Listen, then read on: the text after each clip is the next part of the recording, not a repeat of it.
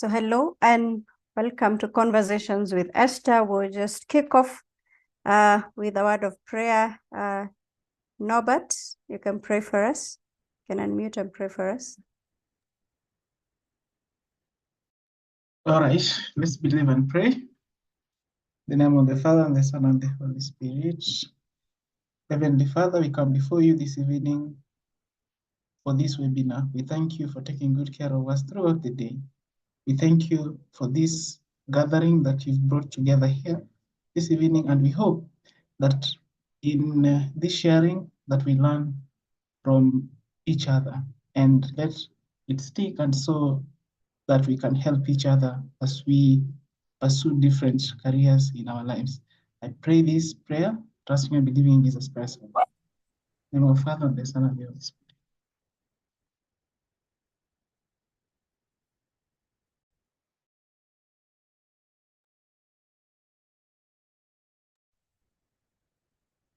Thank you, Norbert. Thank you very much for that. Apologies. I want to kick off definitely by introducing Conversations with Esther. For those that could be joining us for the very first time, we are an impact-driven professional platform. Now, what we do is that we inform you, we educate you, and we help you rebuild your mindset in the workplace especially, but also in the social spaces.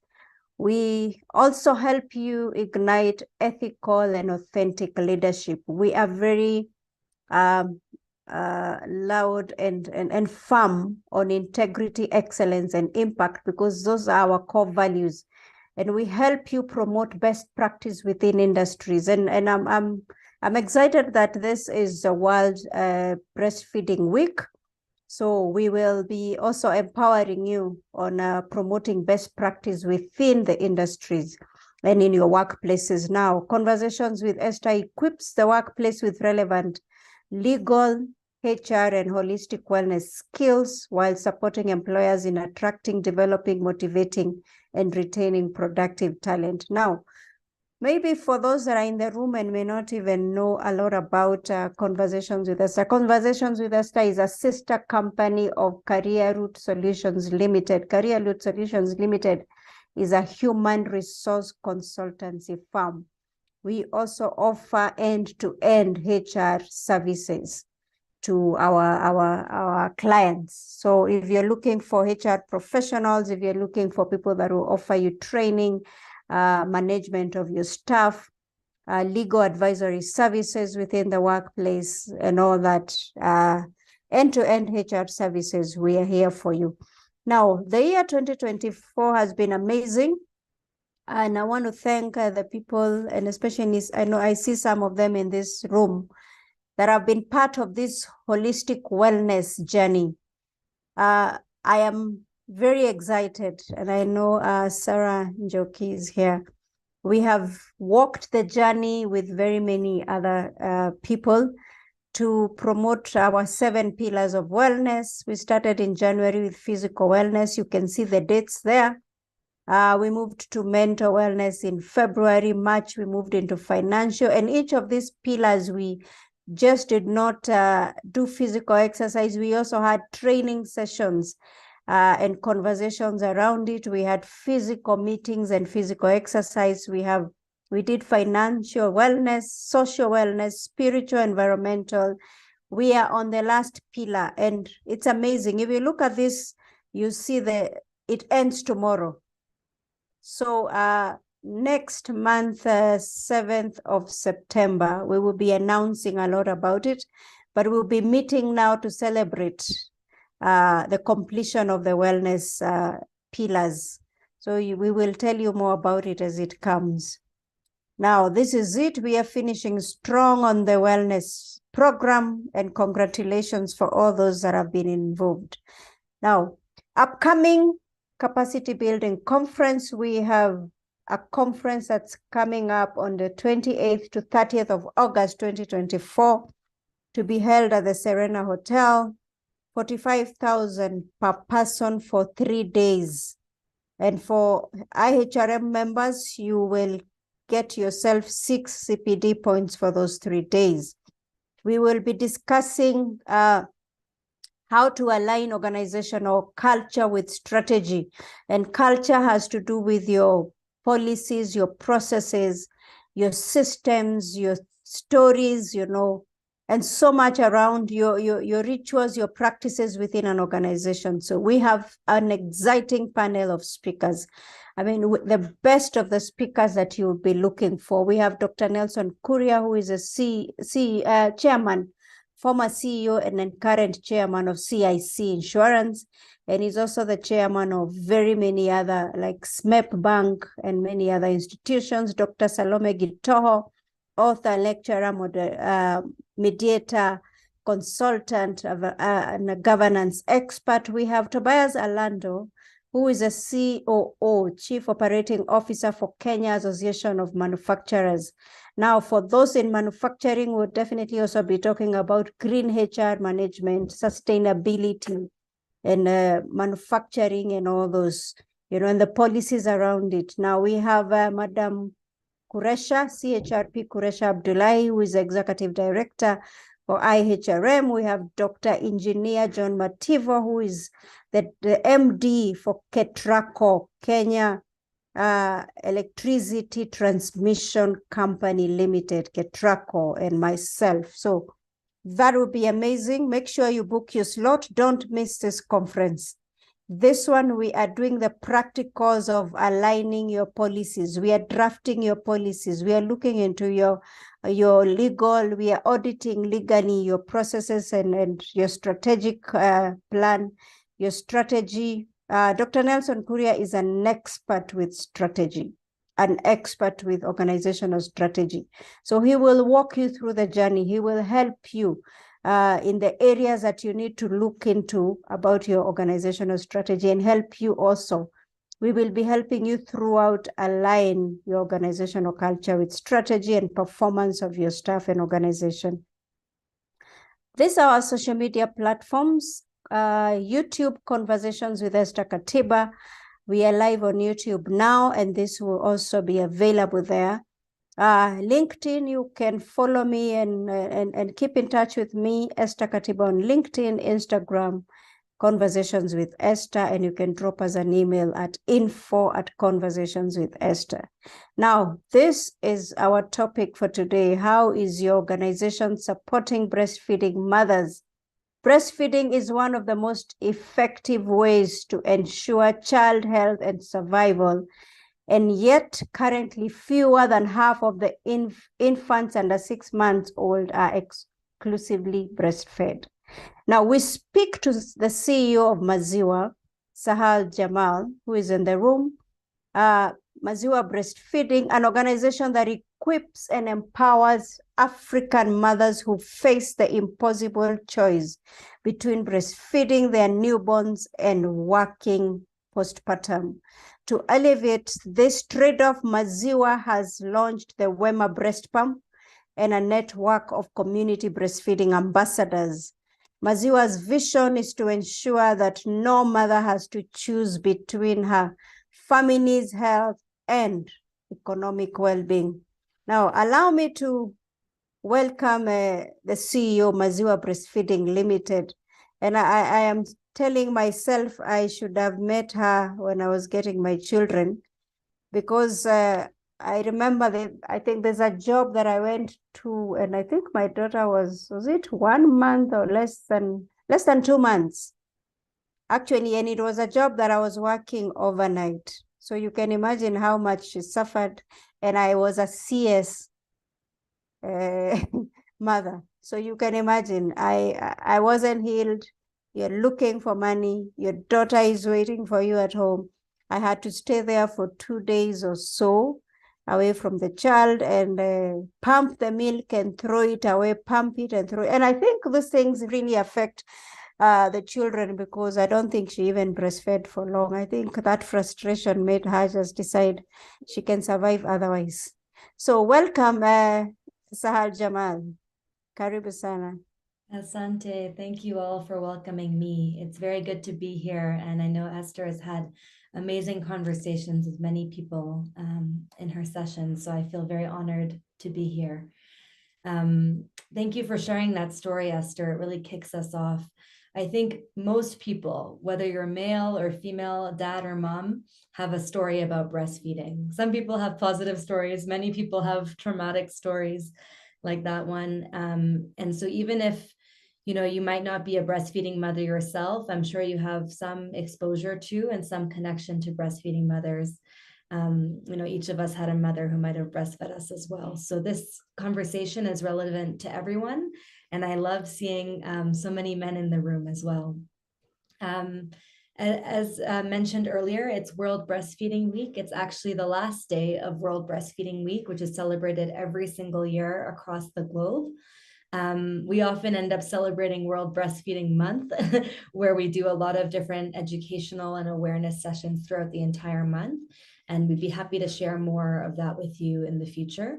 I actually just concluded another webinar with someone from IHRM, Madame Koresha, that was mentioned earlier, where we were talking about the gaps and challenges in breastfeeding support. So we'd be happy to share the recording for that with you as well. I'm going to share my screen, and I'm going to share a little bit more of a formal presentation around the challenges that we have seen in Kenya. But I would really love if you could be interactive and ask questions and maybe provide your own experience or your own exposure to this challenge as I talk. So feel free to unmute or to message in the chat. And if I don't see your question in the chat, just go ahead and unmute and let me know. But I will share this presentation, and then I'll leave a lot of time for questions and conversation. So let me just share my screen right now. You can let me know if you can see this. Is it visible? Yes, it is. Yes. Great. Now I'm just going to try and make it a little bit bigger. There we go. So as mentioned earlier, I am the CEO and founder of Maziwa Breastfeeding. We have a very simple name, but it's all about the magical powers of Maziwa ya Mama. And we are all about empowering and igniting the potential of mothers. And in this particular conversation, we'd like to focus on how HR managers and companies can provide more holistic breastfeeding support for workplaces. So let me just start with the first part of the conversation, which is what are the challenges that mothers are actually facing in the workplace? I'm sure many of you have exposure to these challenges, and you can feel free to add additional challenges if there's more on the list. But the key ones that we have seen is, number one, often there are workplaces that don't have a private lactation room. So women end up breastfeeding their children in the washroom. In the earlier webinar, I heard the quote that said, you know, none of us take our lunch in the washroom, so why should we ask breastfeeding mothers to express breast milk in the bathroom? It's an unhygienic space, and it's not a place for food, certainly not the food that you're going to be feeding your newborn. And even if there is a lactation room in the headquarters, if there is a bank with many branches or something like a telecommunications company that has branches, or if you have a field sales force that is working remotely, they may not benefit from the lactation room that is in the headquarters. So there's a lot of challenges around accessing a private lactation space like a lactation room. That's challenge number one. Number two, electricity is either unavailable or unreliable. We all know Kenya Power, and we all know that sometimes there's challenges with our electricity. And so even if it is available in the particular workplace, sometimes it's unreliable. And as I mentioned, many women are working remotely, or they're working in non-traditional environments where they're not in an office. So access to electricity is a challenge, which means that the ability to use an electrical breast pump to express milk is challenging. So often people are using manual pumps, or some women try and express breast milk with their bare hands. But both of these can be challenging, especially when you're juggling this expression with your work environment and trying to juggle your work schedule. Number three is access to refrigeration. So for those of you who are not aware, breast milk can remain outside for about 4 hours, but after that, it needs to be refrigerated or kept cool so that it doesn't spoil before the baby takes it. So as Esther was saying, she was working overnight, she was pumping, but then she was dumping. She was throwing away the breast milk because it was not able to be stored. I assume that was the challenge. And so it's very hard when a breastfeeding mother knows how magical and important the breast milk is, but then unfortunately she has to throw it away because her work environment is not conducive. So that's a very, heartbreaking situation for someone to be in. And then finally, we've just had an entire category called unsupportive environment.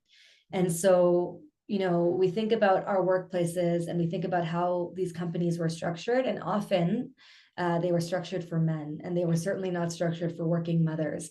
And so the support that is provided is often lacking. And so even if there is a place to express milk, even if someone does have a breast pump that they can use at the workplace, they might get chastised by their manager for taking breaks. They might feel embarrassed about pumping at the workplace.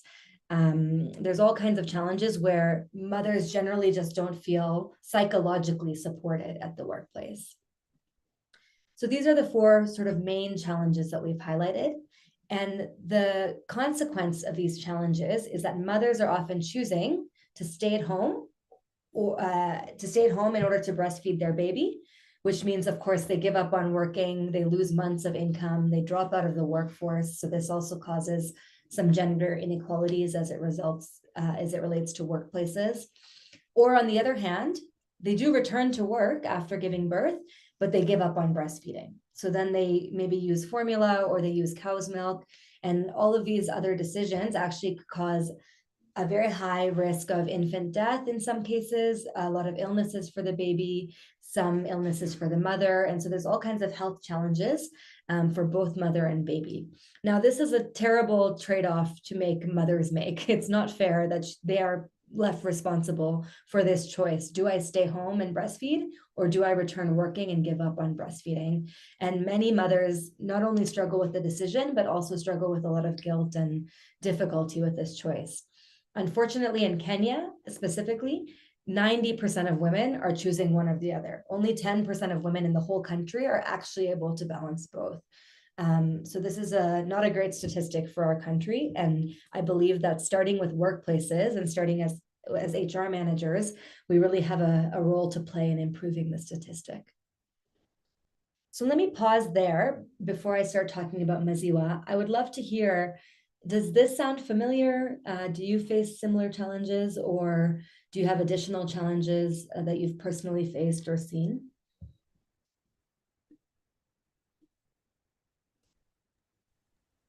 We can feel free to unmute. Yeah, feel free.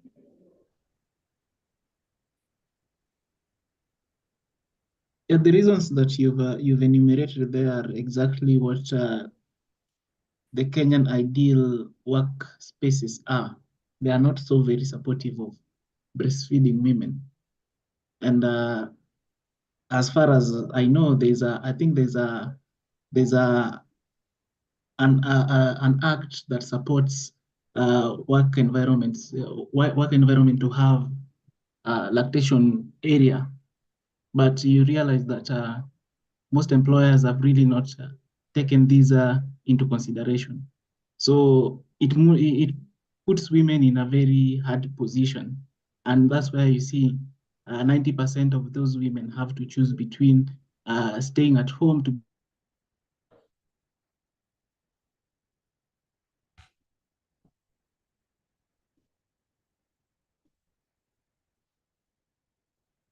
I don't know if we lost you at the end. Can everybody hear Norbert? No, they either okay. come in He's to back. work late. They either come to work late or leave early. So I think also organizations need to put in place mechanisms of how to take care of such ladies who are just resuming work and they're still within the lactation period. Great, thank you so much for sharing. Any other insights to share, or does that sound correct to you all? Mukami, I see you.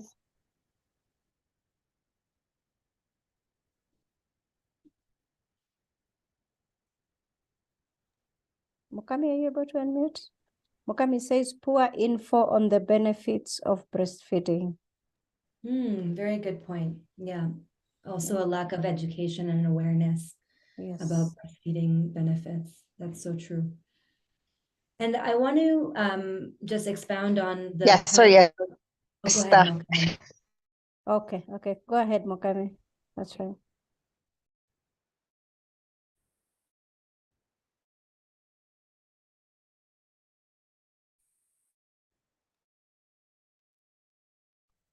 Okay, I can't hear her. Maybe Zahar, you can go on. So, yeah, thank you for sharing that, Mukami. I think the education is a big challenge as well. And I just wanted to expound on the topic around the laws that are in place. What are the laws around supporting mothers and supporting breastfeeding mothers? As mentioned by Norbert, the Health Act of 2017 does mandate quite a few things. Number one, 3 months of maternity leave. I think, Esther, you mentioned that at the time you had to return earlier than that. And as a CS mother, that's very difficult. And so ensuring that the companies are offering 3 months of maternity leave at least is very important. And even still, the requirements in terms of the knowledge of how long breastfeeding needs to last, it's actually 6 months of exclusive breastfeeding and 2 years of continued breastfeeding. So ideally, the mother should breastfeed for quite some time. So 3 months is not really that much in terms of how much maternity leave they're getting, because there's still at least 3 months where the baby should only be drinking breast milk after the mother has returned to work. And so awareness of this challenge and this gap, I think, is low, and the importance of it, which is also why the Health Act also mandates that you provide a lactation space, which was what Norbert was saying. And the lactation space shouldn't be a closet, a broom closet. It should ideally be something that has a comfortable chair, that has a fridge, that has electricity, all of these things.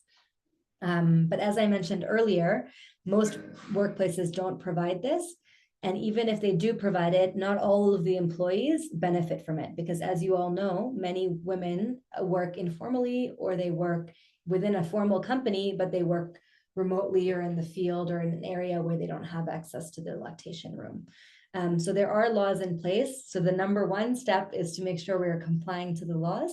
And maybe the number two step is to think about what we call closing the gap. The theme for World Breastfeeding Week this year is actually closing the gap for vulnerable women. So people who are left out of the policies that exist, which includes some of the women who might be working in non-traditional environments. And maybe I'll mention this at this point, and I can send you the link later. But there is the Ministry of Health's guidelines for securing a breastfeeding friendly workplace, which gives you very clear guidelines on what is required for a breastfeeding friendly environment at the workplace. So happy to share that as well for your own knowledge. So if it's okay, I'll continue unless anyone else has something to add about challenges or their current environment.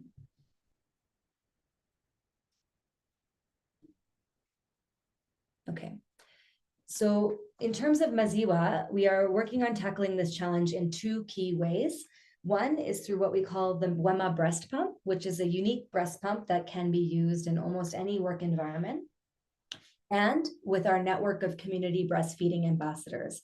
Now, these breastfeeding ambassadors are actually tackling the challenge that Mukami highlighted, which is that the awareness and knowledge of the importance of breastfeeding, the way that you breastfeed appropriately, how do you express milk, some of the practical challenges that mothers face are addressed by these community breastfeeding ambassadors.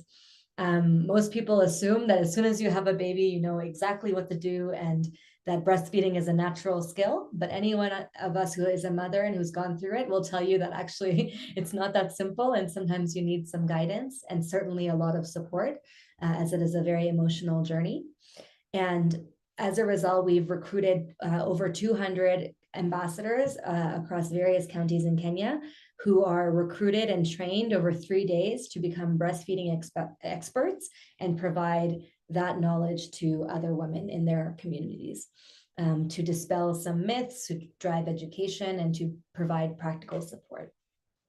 So today I won't be talking so much about the ambassadors, but I will talk a lot about the Wema breast pump, especially our corporate package for the Wema breast pump that employers can take advantage of.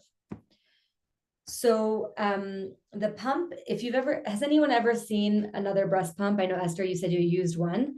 Maybe you can do a raise hands or a thumbs up if you've ever seen any other kind of breast pump, or if you've ever used another breast pump. I don't know if you know how to do your thumbs up or your raise hands, but I'm hoping some of you have at least seen a breast pump or used one.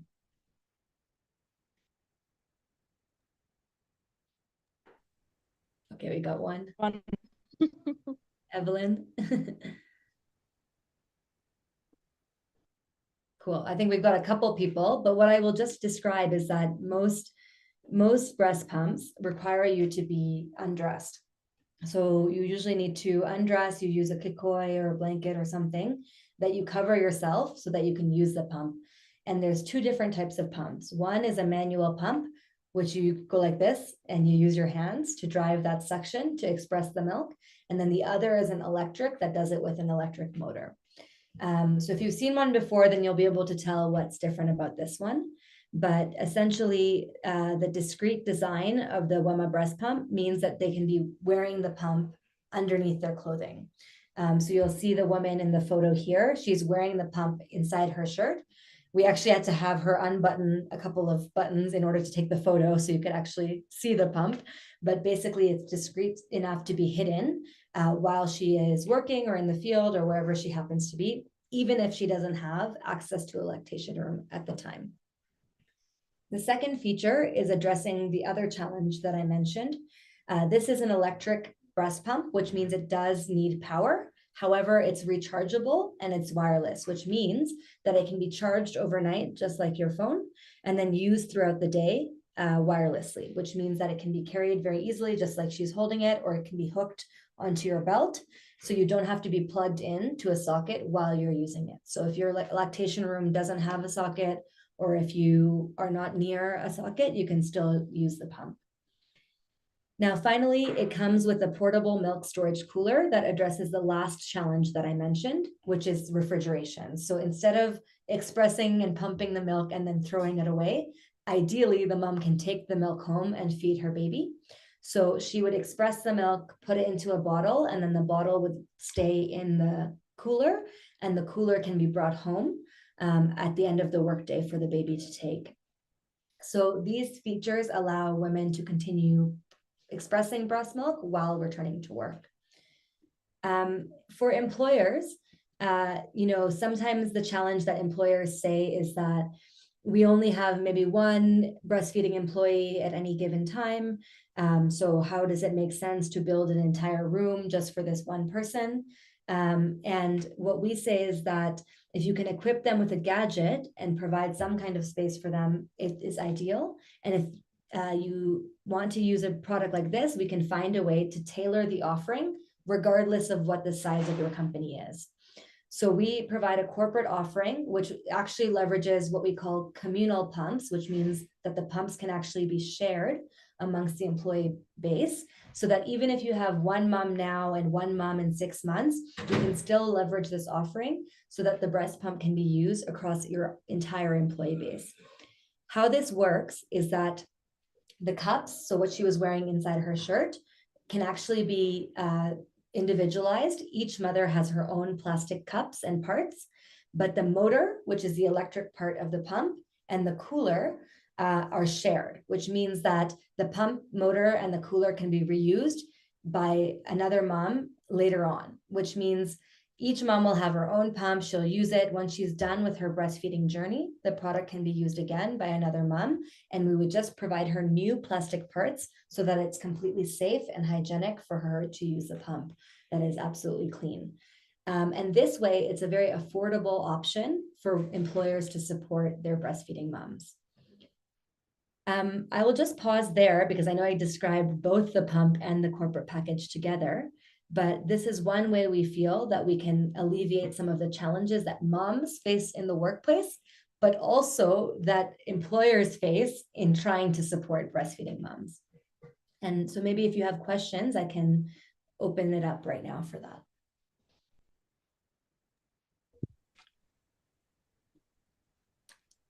Let me open the chat. Let's see.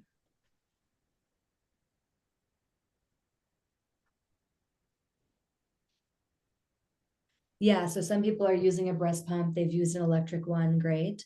So you have experience with current breast pumps. I would be very curious to see how your experience was, Evelyn, in the workplace. Has it been easy or difficult?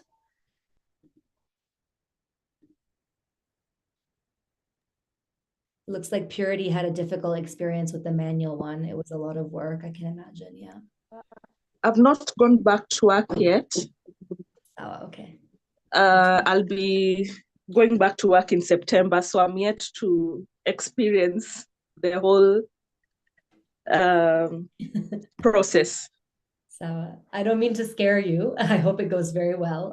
But these are some of the challenges that we have seen. And I will also just share with you and the entire group our social media channels. In case you need any support or information, we are at Maziwa Breastfeeding on Facebook, Instagram, TikTok, LinkedIn, all of the platforms. And we often post educational information for working mothers so that they can balance both working and breastfeeding, and they know their rights at least. And hopefully as an HR person, you know your rights, but you can share your rights and make sure that you're getting the support you need. Thank you. Anyone else? Any questions about the product or the offering, or anyone who wants to share their experience? I had a question about the bag. When you store the milk, once you get home, can I store it in the deep freezer after? And then the other question, okay. The other question is, how much would it be to buy this for an individual like me? Yeah. So to buy it for an individual, you can buy it off of our website for $13,500. During World Breastfeeding Week, we do have some discounts. If you look at Peekaboo's website or some of the other platforms like MyDawa, there's some discounts that we're offering for World Breastfeeding Month. But yeah, it's about $13,500. And for a company, what we do no problem. For a company, what we do is we actually do a pricing model depending on the size of the company. And so depending on how many moms you have, who could be sharing the pump, we can do a budget, but usually it works out to be much cheaper than buying an individual pump for every single mother. So it's usually a pretty affordable offering for your mothers.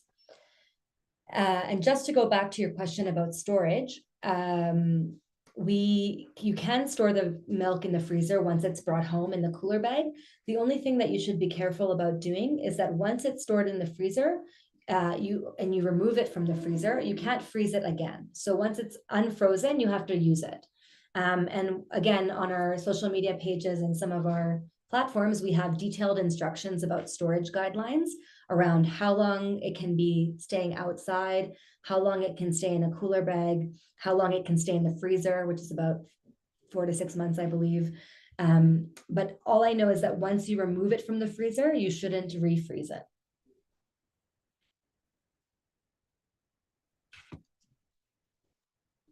Great. So I see Mukami says, how do you navigate the thought that purports that not all women can breastfeed?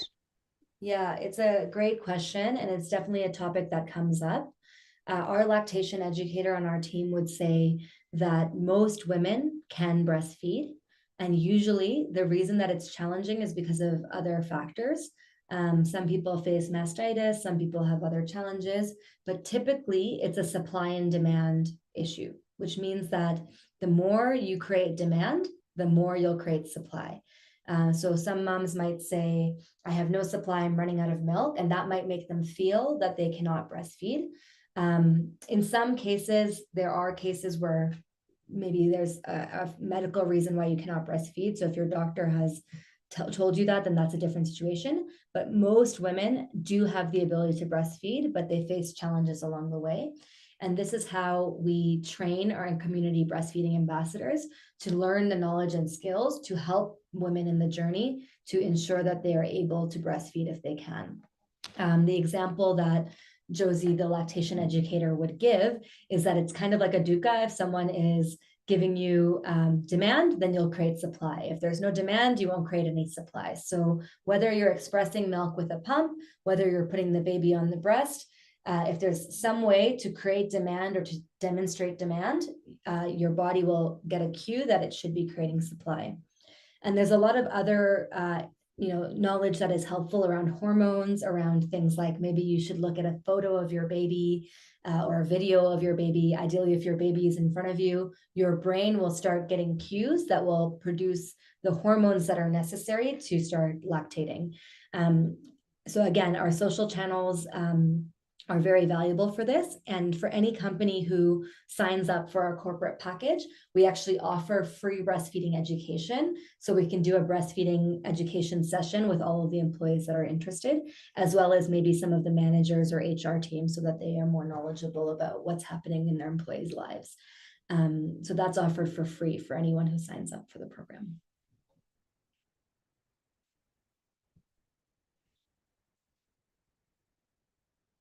Any questions? Purity, go ahead. So I really like what you've taken us through. I think this is really, really nice. However, though I am a teenage mom right now, but the last time, many years ago, I used the manual and it was very difficult. It was a lot of work, and then I didn't have sufficient milk. So it was a lot of challenge. Fast forward, and at that time at the workplace, we were not given spaces for extracting milk. Fast forward, I'm in the HR space, driving the HR agenda in the company or the corporate world. And I can say in the current company where I am, I have been pivotal in setting up the breastfeeding room for the mother, and I made it as comfortable as possible. It was very difficult getting an approval even for a fridge, basic things, a fridge, a sink, a seat, just small things. But I think with time, maybe with proper I would say awareness, if we can create more awareness of what corporates need to do, then more and more companies will buy this. And because it's already entrenched in the law, so I don't see why companies shouldn't adopt it. But it's still a difficult journey. It is very difficult to convince an employer to input the cost or to buy those things for or even to just get space for a mother's room. So that's my input. That's what I wanted to share. And I'd want to encourage any other maybe HR practitioner or decision maker at the workplace, if they could just fight for young mothers. Yeah. It's one of the ways that will encourage positive working spaces. Yeah. That's my feedback. Thank you. Amazing. Thank you so much, Purity. That was a great contribution, and congratulations for all your hard work. And it's really incredible to see someone with a personal experience using that to drive their passion for better support in the workplace. So I love your story. That's really great. And I hope you share it with your other HR managers and teams so that they feel empowered and excited about creating better support. I know that it must have been very difficult with the manual pump and without a space. And it's not surprising that your supply went down, and, it was more about the circumstance than anything to do with you. And so, yeah, I'm sure you worked very hard, and it was a difficult journey for you. So I applaud you for that journey back then and your recent journey with supporting the mothers at your workplace. Well done. Thank you. Great. So now I'm looking at the chat, and I see, how important is breastfeeding education for men? I think this is a great question. There's two ways that I think it's critical to educate men. I think all men should be educated about breastfeeding, but the two stakeholders that I think are quite important are the father of the baby and the employer. And I'm not assuming that the employer is men, but in a lot of cases, employers can be men, and that's sometimes where there's a challenge. And we support men with education by actually helping these ambassadors conduct father-to-father support groups in their communities.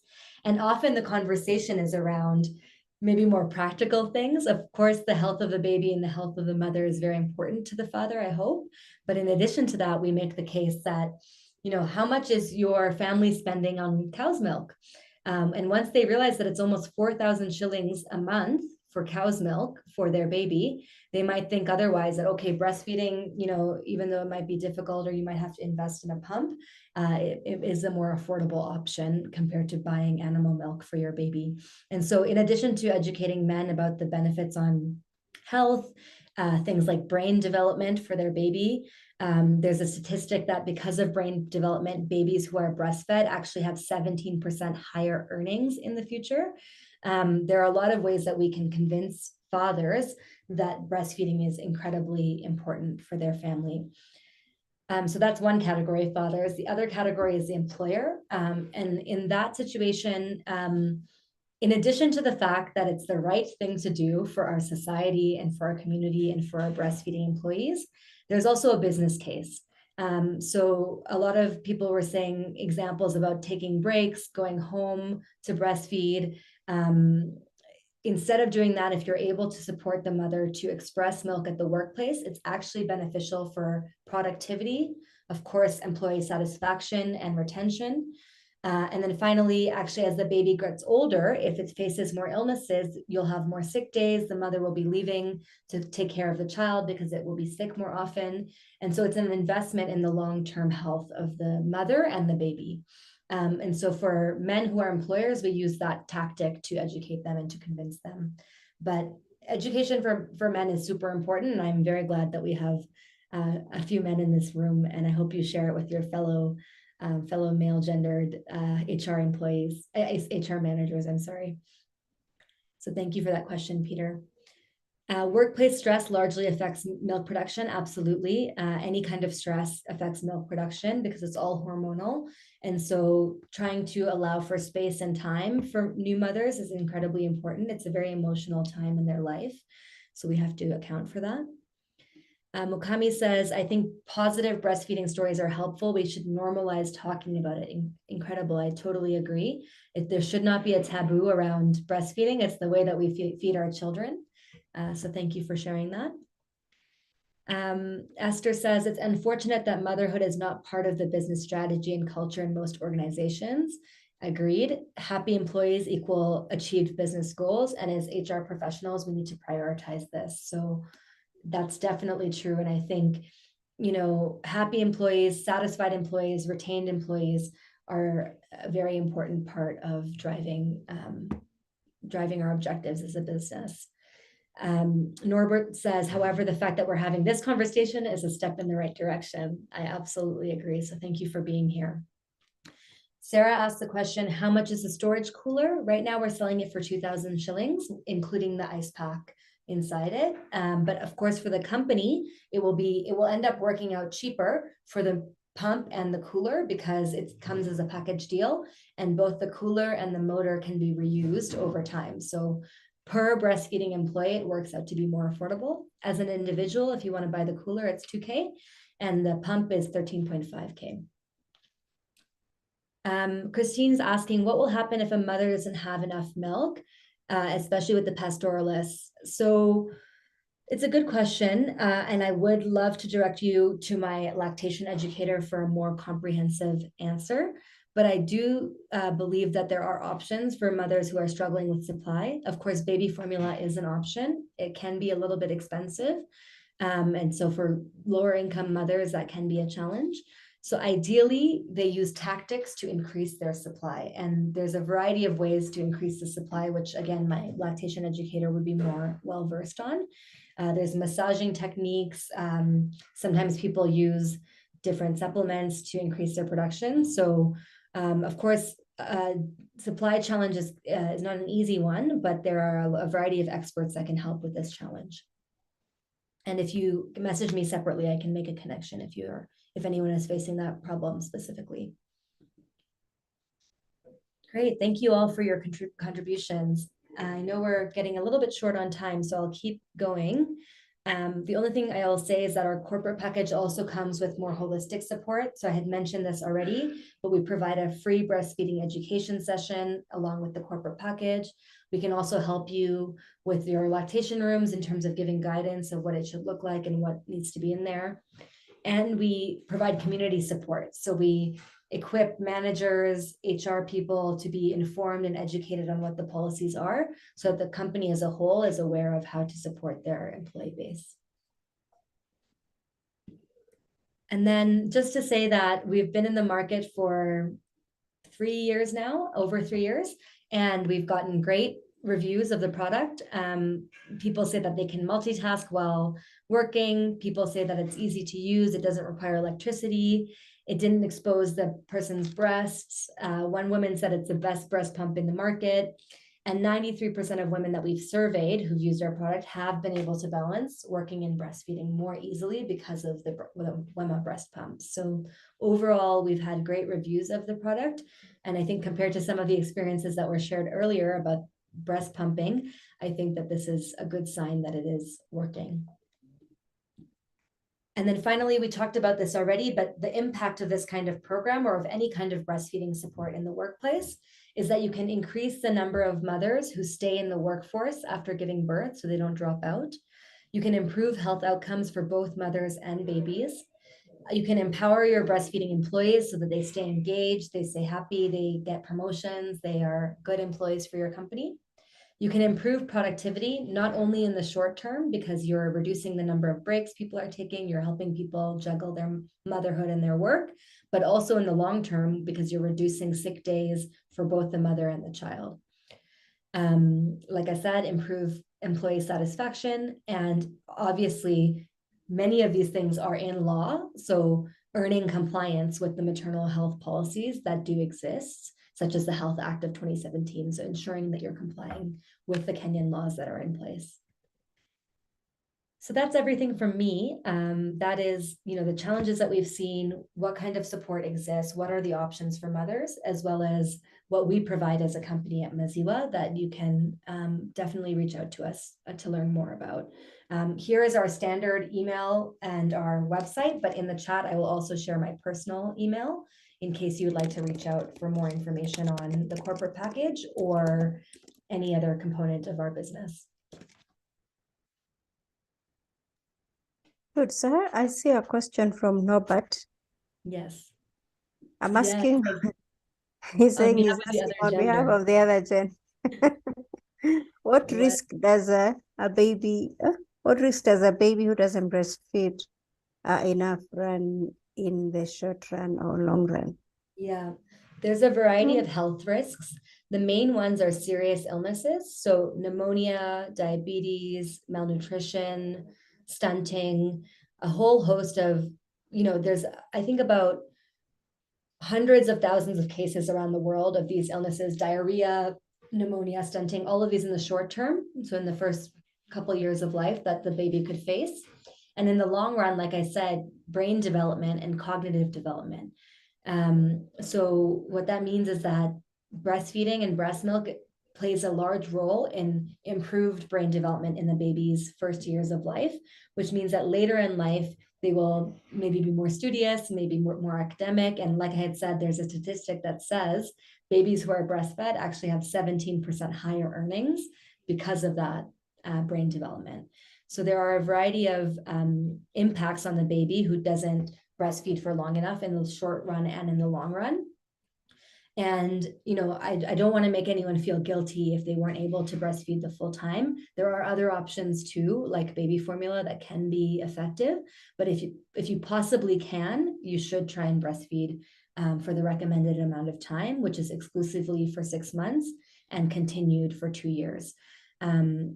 And as an employer or as an HR manager, we should do everything we can to make sure that the workplace is not a barrier for women. Maybe there are other challenges, medical and otherwise, but the workplace ideally should not be a challenge for the future generation of our African children to receive the life-saving benefits of breast milk.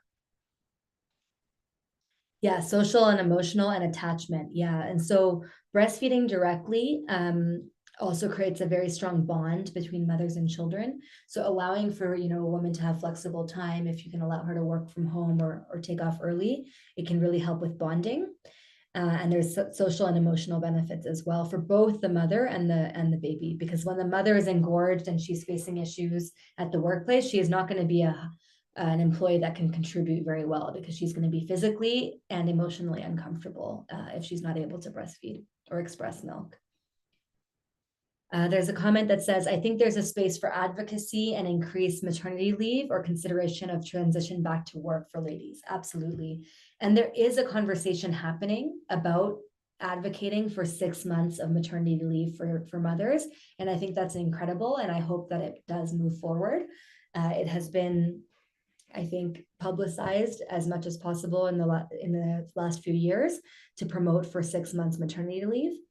At the same time, I will say that the same women who are left behind, where we need to close the gap, will be the same ones who probably won't get 6 months maternity leave because they're working in informal settings or they're working on contract and they don't have the same benefits as full-time employees have.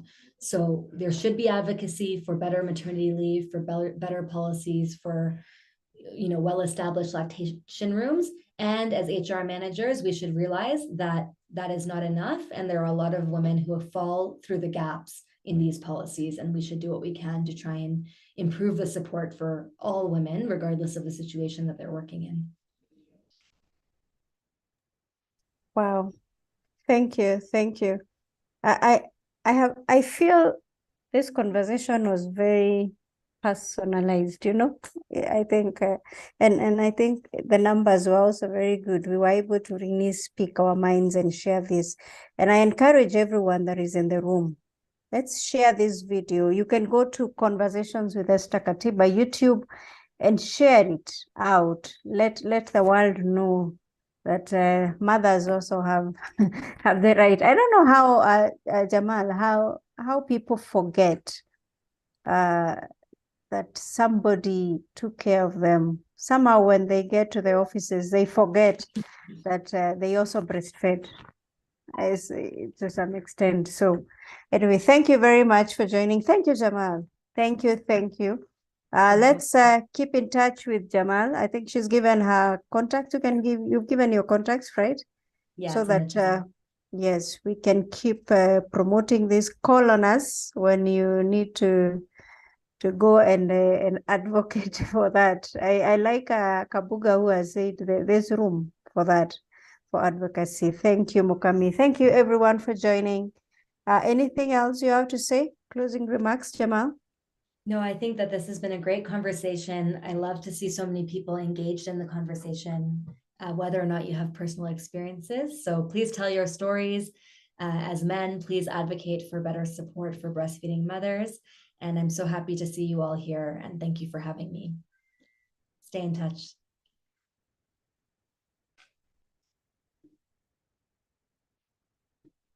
I think you're muted, Esther. There's a comment from Peter. I think I've seen something. Yeah, so education. I think I had mentioned briefly at the beginning about our community breastfeeding ambassadors. So we work with county governments to recruit and train breastfeeding ambassadors. And so far we've trained about 210 ambassadors in order to create mother-to-mother and father-to-father support groups, which means that when a family has a baby, then they have the ability to join these groups to learn more about breastfeeding and why it's important and how to continue, promoting it within their families. And I think, yeah, I see you're recruiting men. You're recruiting men here, Peter. Great. I mean, if you're willing, we're happy to engage you as an ambassador. And I think churches is a great idea as well. Great idea.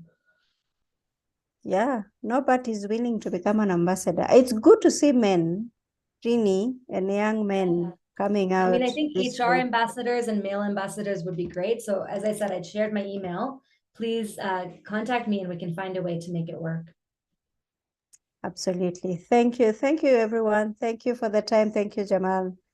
Yes, that's her email. You can get in touch with her directly, and I'll be happy to see the ambassadors, especially the men, Kapuga, Norbert, Peter, jump in. And thank you very much. Have a good evening. God bless you. Thank you.